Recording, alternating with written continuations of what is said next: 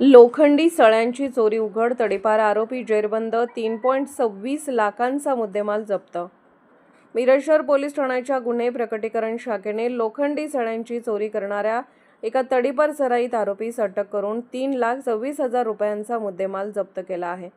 दिनांक 21 फेब्रुवारी रोजी सायंकाळी 6 ते दिनांक 22 फेब्रुवारी रोजी सकाळी 9 या कालावधीत म्हाडा कॉलनी लगत सातवेकर प्लॉट येथे महानगरपालिका मिरज यांच्या ई-बस डेपोच्या बांधकाम स्थळावरून सुमारे 500 किलो वजनाच्या 16 व 20 मिमी आकाराच्या लोखंडी सळ्या अज्ञात चोरट्यांनी चोरून नेल्या होत्या।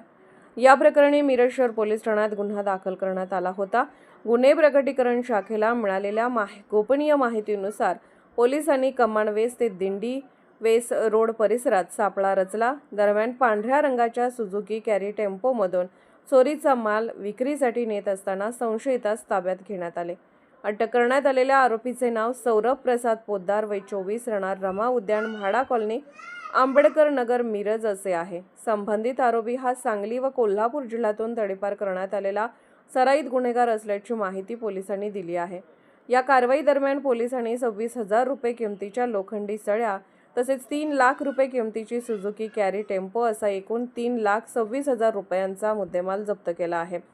ही कारवाई पोलीस अधीक्षक संदीप घुगे यांच्या मार्गदर्शनाखाली मिरज शहर पोलिसांच्या पथकाने केली असून प्रकरणाचा पुढील तपास सुरू आहे।